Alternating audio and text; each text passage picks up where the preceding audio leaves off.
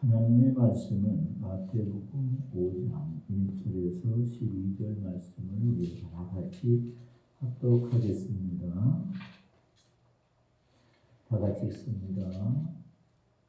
예수께서 우리를 보시고 산에 올라가 앉으시니 제자들이 나와온지라.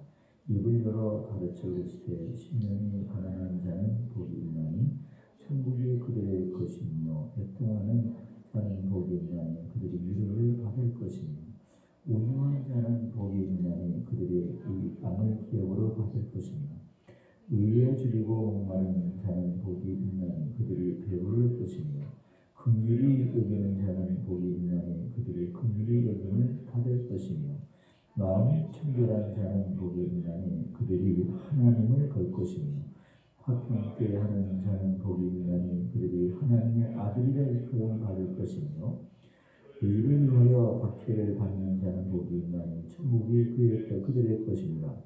나로 말미암아 너희를 욕하고 박해하고 거짓으로 너희를 거슬러 모든 악한 말을 할 때에는 너희에게 복이 있나니 기뻐하고 즐거워하라. 하늘에서 너희 상이 크니라.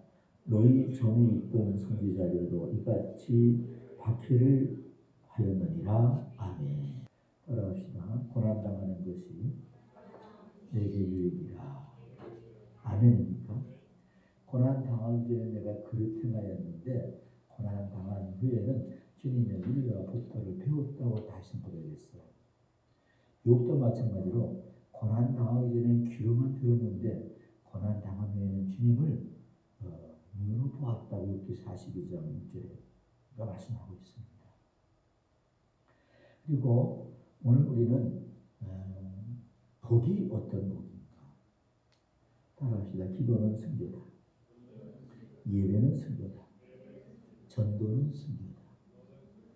여러분, 하나님이 우리를 지은 것은 예배하기 위해 지었습니다. 영광을 받으시기 위해 지었다. 하나님을 기쁘게 하는 존재라는 사실입니다. 그럼 우리에게 돌아오는 게 뭡니까? 우리는 여러분 그 안에서 내 영혼이 잘 된 같이 범사가 잘 되고 강건하게 된다는 사실. 또 하나님 말씀도 하나님 말씀 어제나 오늘 영원토록 동일한 말씀입니다. 우리는 복이 어떤 복이냐?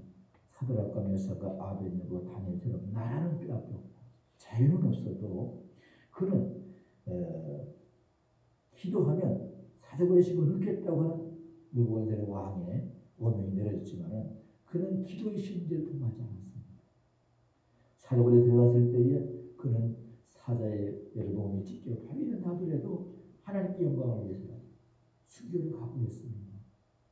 또한 사드락과 메삭과 아벳네고는요, 불 속에 타서 죽는 날이 있더라도 제가 돼도 오직 하나님 앞에 내 신앙 주는 그리스도이시여 살아계신 하나님의 아들이라는 고백하기는 그 외에는 다 우상이다 하는 여러분 왕 앞으로 가면 탄대하게 그 평소보다 7배 더 뜨거운 불 가운데서도요 그렇게 담대하게 여러분 외쳤던 것은 그 속에 참 신앙이 있었기 때문에 그런 걸 믿으시길 바라는 것입니다.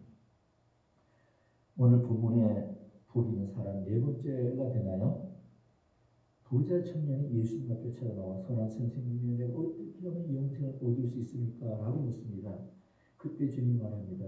이거 어째 나를 선한 선생님이라고 하느냐? 선한 분은 피조물이 아니라 눈에 보이는 것이 아니라 보이는 하나님이 참 선한 분이시다. 그때에 청년의 말에 청년의 내가 나를 선하다 생각하느냐? 오직 한 분은 하나님밖에 없다. 이 말씀은 청년의 잘못된 질문이 아니고 예수님이 선한 분이 아닌 것이 아니라 청년의 생각 속에 눈에 보이는 행위만을 보고 자신이 내린 판단이 잘못됐다는 것을 말씀하고자 하는 것입니다. 여러분 우리는 알아야 합니다. 요한복음 1장 1절에 태초에 말씀에 계시니라 그 말씀이 하나님과 함께 계셨고 이랬습니다. 또한 창세기 1장 1절에 하나님 말씀으로 천지를 창조했다고 그랬습니다. 또한 요한복음 1장 14절에 이렇게 말씀합니다. 말씀이 육신되 우리 가운데 거하시매 우리가 그 영광을 보니 아버지의 독생자의 영광을 음행하실 리가 충만하다. 뿐만 아니라 빌립보 2장 6절에는 그는 근본 본체는 하나님이시나 하나님과 동등됨을 여기지 아니하시고 낮아지고 죽기까지 복종하시는 그 십자가에 죽으십니다. 또한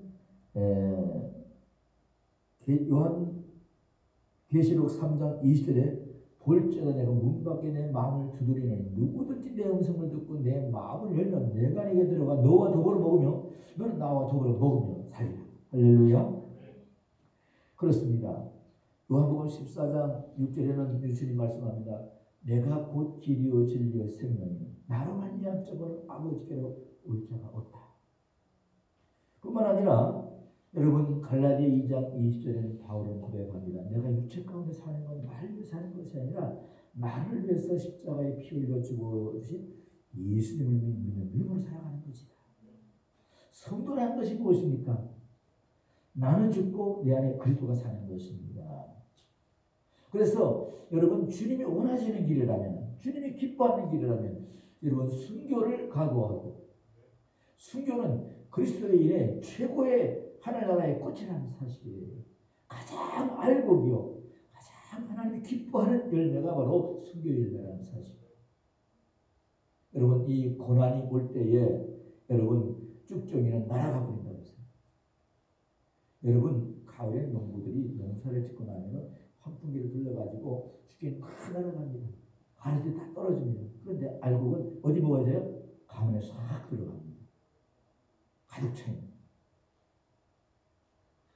오늘 여러분 이 고난이 있을 때에 나의 믿음을 점검해 볼 수 있고, 내가 정말 하나님 죽음을 각오하고 순교를 각오하고 지금 하나님께 내 몸을 헌신해 드릴 수 있는가? 굉장히 중요한 말입니다. 네? 첫째 보면은 복 있는 사람이라는 말은 우리 3절 읽으실까요? 시작.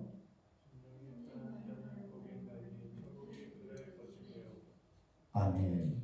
여기에 심령이 가난한 복 있는 천국이 저들의 것이라는 말은요, 자기를 의지하지 않는 사람 복 있다는 겁니다. 하나님을 간절히 찾는 자가 복 있다는 것입니다. 천국을 소유한 자가 복 있다는 말이에요. 여기 심령이라는 말은 헬라어의 푸뉴마라는 뜻이에요. 호흡, 생명, 영, 성령이라는 뜻입니다. 하나님의 형상으로 창조된 인간을 가리키는 말로 쓰여지는 것인데, 이 가난이란 말 헬라어의 두 가지로 쓰여지고 있습니다. 하나는 페네스라는 뜻입니다. 그런데 오늘 본문의 내용의 그 가난이란 뜻은 푸토케이아, 구걸이라는 뜻으로 여러분 해석됩니다. 아무것도 없는 무일푼인 사람이라는 뜻일 때에 사용되는 말입니다. 가난하고 무력하여 전혀 도움을 받지 않고는 살아갈 수 없는 상태를 뜻합니다. 또한 의지하고 사는 상태를 의미하는 말입니다. 인간이 태어날 때부터 가지는 의지성을 의미합니다. 어린아이가 항상 부모를 의지하는 성품이 있는 것처럼 인간은 태어날 때부터 하나님을 의지하는 영혼의 의지성을 가지고 여러분 났다는 것입니다. 이것을 다른 말로 바꾸면 종교성이 있다라고 말씀드릴 수가 있습니다. 인간이 하나님 떠나는 살 수 없어요. 물고기가 물을 떠나 살 수 없듯이 하나님 안에 거할 때에 자유롭고 평화롭고 영원한 것입니다. 하나님을 떠나면 자유롭지 않고 영원하지 않고 여러분 유한적이며 고통이며 무거운 짐을 질 수밖에 없는 인간이라는 사실입니다.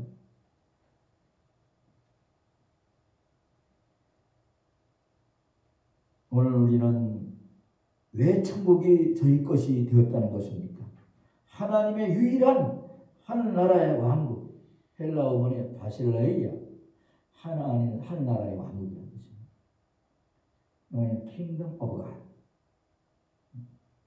왕이 계신 곳, 피조물 영혼의 고향이요, 쉼과 평화와 행복의 극치가 넘치는 곳, 영적 파라다이스, 부족함이 없는 곳,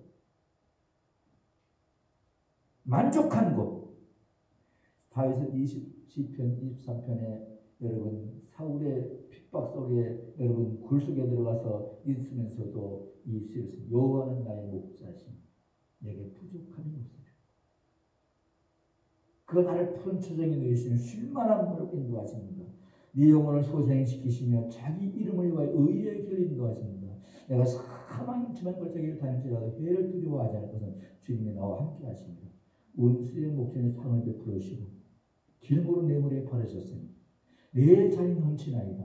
나의 평생에 설하신과 인자의 정령주를 따르리니 내가 여호와의 집에 영원히 살리로다. 이게 복이에요. 하나님의 아들이 있는 자가 복이에요. 하나님의 아들이 엄전한 천하를 다 가져도 복이 아니라는 사실이에요.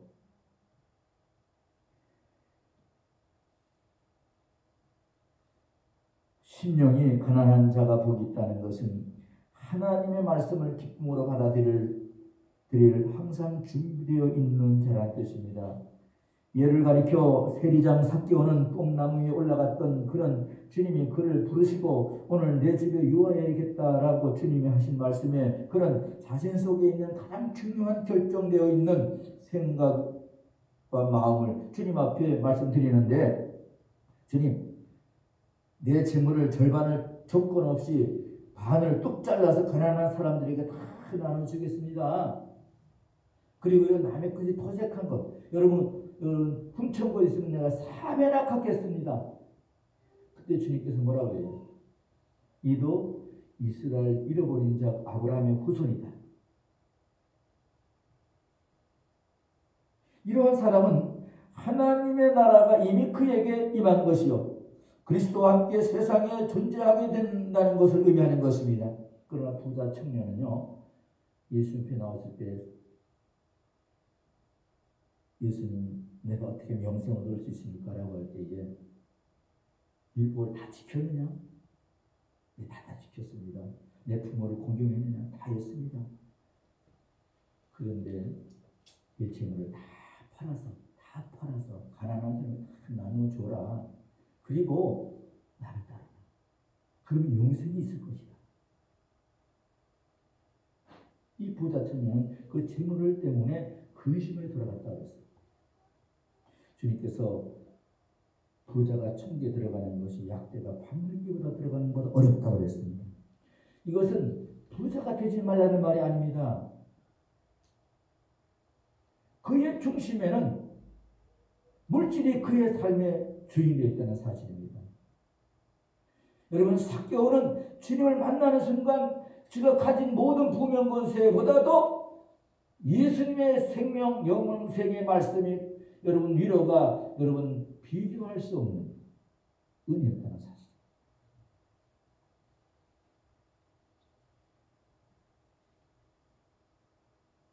오늘 본문 속에 있는 유대인들은 율법적인 행위를 의지하고 있기 때문에 하나님의 왕국을 마음에 받아들일 수 있는 영혼의 가난, 곧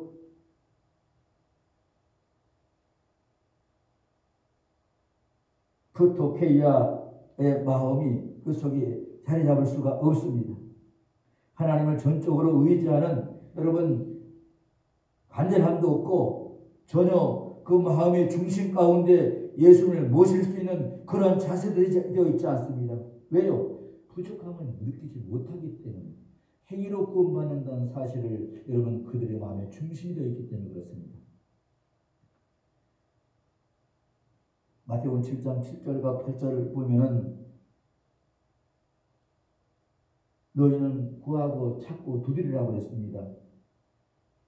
영혼의 가난 그 자체가 마음의 가난, 프토케이아, 정신적인 인간, 정신적인 강한 의지성 그 자체가 복이라는 것입니다. 그러므로 항상 하나님을 의지하고 그리스도만을 신뢰할 수 있는 영혼의 극한 빈곤과 마음의 가난과 정신적인 끝없는 구걸 찾고 구하고 두드리는 하나님 사랑하고 주님을 의지하는 자가 복이 있다는 것입니다. 우리 주님 앞에 오리떡 5개와 물고기 2마리를 가지고 장정만 5,000명을 먹고도 어린아이와 아내들이 다 배불리 먹고도 12검질이 남았더라. 내가 가지고 있으면은 보리떡 여러분 5개, 어린아이 1끼 식사하지만 하나님께 믿음으로 들어질 때에 그때에 5,000명이 먹고 남으면서 여러분 사르밧이 여러분 마지막 떡 기름 조금과 밀가루 한 움큼밖에 없는 마지막 떡 먹고 죽어야 될 떡 아들과 함께 근데 그것을 엘리야에게 믿음으로 드려질 때에 고민이 됐겠어요 안 됐겠어요? 마지막 떡인데 이게 될까 안 될까 의심했더라. 그런데 이 사르밧은 믿음으로 마지막을 하나님께 드렸다는 사실. 그때에 엘리야는 말했습니다. 네가 그것을 내게 드리면 여호와께서 내 밀가루통에 밀가루가 마르지 않을 것입니다. 기름통에 기름이 마르지 않을 것이라고 말씀했습니다. 그들이 된 걸 믿으시길 바랍니다. 믿음이란 그런 것입니다. 주님은 왜 부활하셔서 베드로를 찾아가서 발견하시거나 내가 이 사람들보다 나를 더 사랑하느냐 똑같은 질문을 3번씩 묻습니까? 진정한 고백은 3번째 고백이에요. 똑같은 질문을 3번 하니까 베드로가 고민하여 가로되 아주 고민을 했어요. 고민하여 가로되 주께서 내 마음을 다 알고 계십니다. 내 양을 먹이라. 오늘 여러분 주님을 사랑하십니까? 목숨까지 여러분 주님에게 드릴 수 있습니까? 그것이 예배인 것입니다. 예배라고 하는 것은 남는 게 아니에요. 내 몸을 태워서 하나님께 본전에 드리는 걸 예배인 것입니다. 그래서 예배는 순교인 것입니다. 순교를 각오하지 않는 예배는 예배가 아닙니다. 그건 종교성이지 예배성이 아닙니다.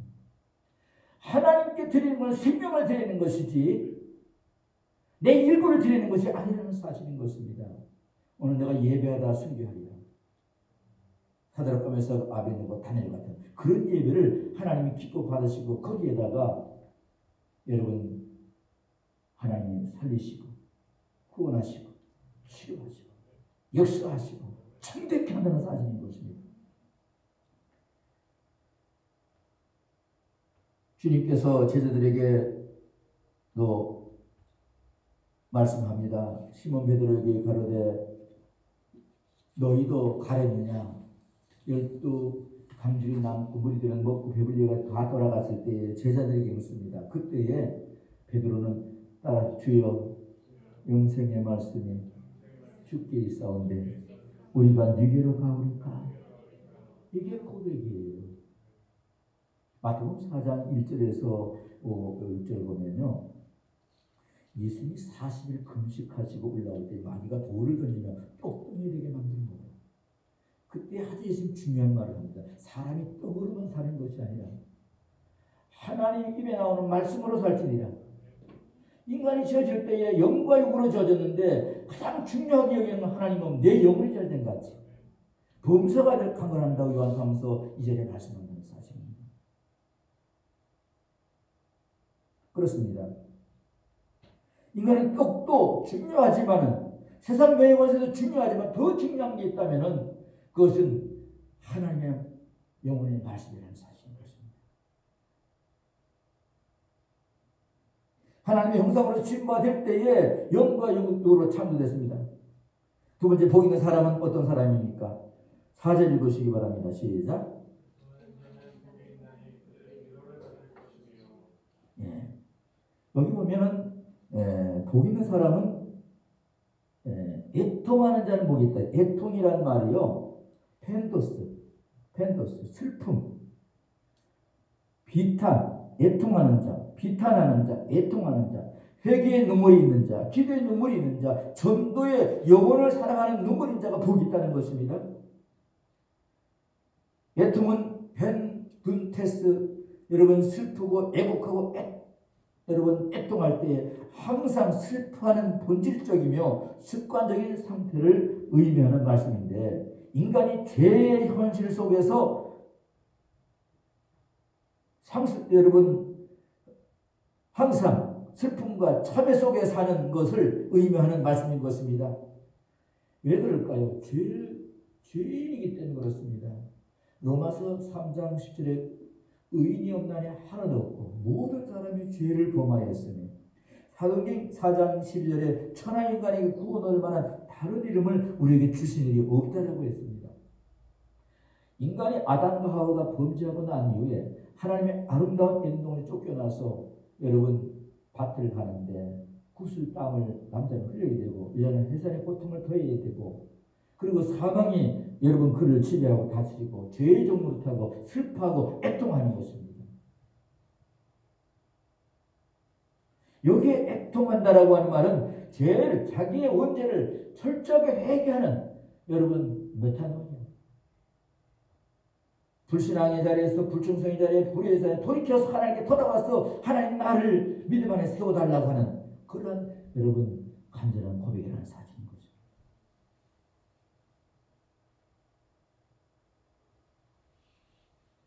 누구든지 주의 이름을 부르는 자는 구원을 얻으리라. 애통이라는 헬라의 펜둔테스라는 뜻은 하나님의 형상으로 창조된 순간부터 인간은 하나님 앞에 인간의 근본적이고 적으로 가지고 살아가야 할 겸손한 인격을 의미합니다.